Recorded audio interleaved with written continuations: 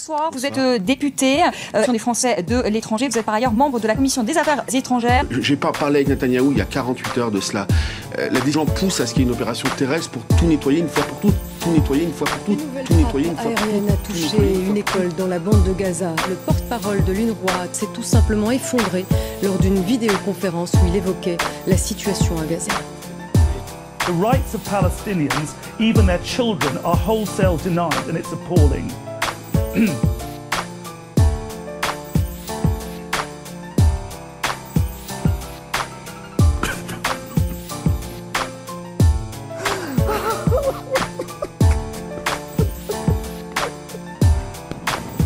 Il y a ces chiffres, cruels, glaciaux, qui chaque jour annoncent le nombre de victimes à Gaza.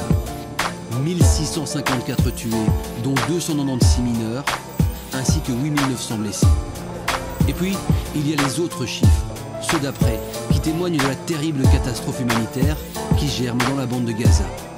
Un tout petit territoire où 1 800 000 personnes s'entassent sur 362 km². Depuis le temps que des enfants essaient de grandir sous le phosphore blanc, j'ai fini par me dire la Palestine c'était mieux avant. Car paraît-il, il y a moins de 70 ans, chrétiens, juifs et musulmans vivaient paisiblement, se passant très bien de vos bêtises et de vos effusions de sang. Mais aujourd'hui, les bombes tombent lourdes et la planète est sourde selon ceux qui sont dessous. Tout le monde chante ce monde fou, mais cette prison géante, tout le monde s'en fout. Après les condamnations, principes inefficaces, c'est toujours la loi du plus violent qui passe. Et quelques humanistes protestent à voix basse quand les balles répondent à quelques jets de caillasse. Les êtres humains sont parqués comme des vaches, traités comme des chiens. Et nous on dort comme des masques, l'ONU n'y voit rien, ils se cachent les yeux comme des lâches. Jamais les ricains se fâchent, quoi que les fous fassent. Un groupe d'enfants joue sur la digue quand soudain un obus tiré depuis un navire touche une cabane de pêcheurs. Les enfants effrayés courent vers la plage. C'est alors qu'un second obus les atteint. 4 enfants sont tués sur le coup, plusieurs sont blessés. Tsahal est l'armée la plus morale du monde. Alors autant sortir de l'OTAN si ça sert uniquement à cambrioler leur pétrole au pays musulman. Pour tous les êtres humains c'est insultant, ces gens qui font des morts et la morale en même temps. Qu'est-ce qui décide qui sont les états voyous, qui sont les méchants, ceux qui mangent et lancent des cailloux? Est-ce que quelqu'un peut répondre? Je pose la question au cas où. Pardon, j'avais oublié que l'ONU s'en fout. Donc on demande l'avis d'étranges philosophes qui nous parlent des nazis, des chambres à gaz atroces, en s'imaginant que ça justifie les gazastrophes qui tombent comme la pluie sur les petites têtes des mioches qui traînent dans les décombres avec du vent dans les poches. Les nazis étaient des monstres, mais qu'est-ce qu'on lui reproche? Pourquoi est-ce qu'on s'en fiche quand la mort le fauche? Pourquoi t'es insensible comme un manche de pioche? Est-ce qu'on a le droit de chanter? Combien tout ça est moche? Est-ce qu'on a le droit de pleurer pour n'importe quel gosse? De plus vouloir les leçons de morale des justiciers fantoches, plus ou moins indignés devant telle ou telle fosse. Selon les pauvres gens que l'on envoie dedans, ce n'est plus très important la mort des innocents. Que diable fait l'OTAN? Sont-ils complices ou importants? Autant n'emporte le sang des petits enfants.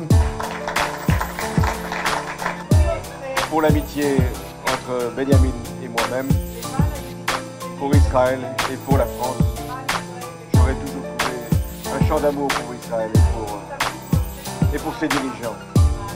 On a passé une très belle soirée, inoubliable. Alors autant sortir de l'OTAN si ça sert uniquement à cambrioler leur pétrole au pays musulman. Pour tous les êtres humains c'est insultant, ces gens qui font des morts et la morale en même temps. Qu'est-ce qui décide qui sont les états voyous, qui sont les méchants, ceux qui mangent et lancent des cailloux? Est-ce que quelqu'un peut répondre? Je pose la question au cas où. Pardon, j'avais oublié que l'ONU s'en fout.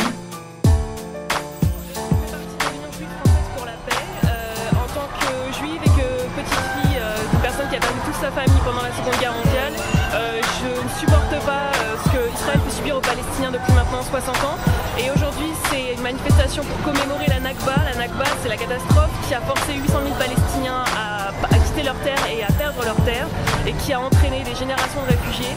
Et en tant qu'être humain, et en tant que juive, et en tant que membre de cette association, j'estime qu'il est normal d'être ici aujourd'hui pour se rappeler de toutes ces victimes, dont certaines sont toujours vivantes et qui n'ont jamais eu compensation, jamais reconnaissance de leur souffrance. Sur 10 ans, autour de Gaza, il y a eu du côté palestinien 7766 morts et du côté israélien 28. Ce qui veut dire un mort israélien pour 277 morts palestiniens. Ça veut dire concrètement que ce n'est pas une guerre. C'est du tir au pigeon. C'est-à-dire, bon. שרת החוץ ציפי לבני, כן, סליחה, אני יוצרת את המבזק, כיוון שיש כנראה איזה עדכון. משהו שמעניין, עכשיו נמצא איתנו דוקטור אבו לאש, אנחנו דיברנו איתו כאן במשך תקופה מסוימת. הוא נמצא איתי עכשיו על קו הטלפון, והוא נורא מפגז. המשפחה שלו פצועה ונפגעה. אולי אני יכול להשמיע לכם את ה...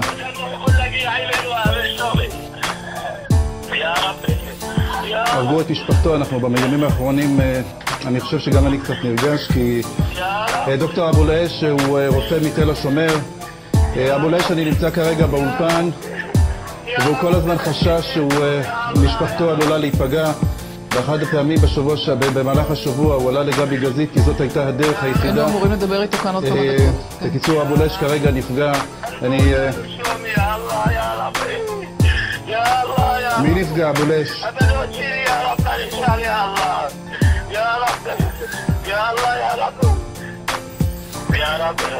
יש לו 8 ילדים שבמשך כל המלחמה הוא הגן עליהם בבית שלו בבית לאהיה.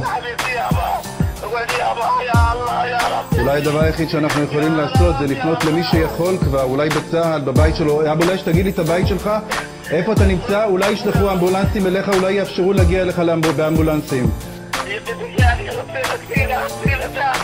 להציל אותם, אבל מתו באמת בראש שלהם, ככה בראש, במקום, כעקוף במקום אחר, שלומי. כן. יא רב, מה עשיר להם?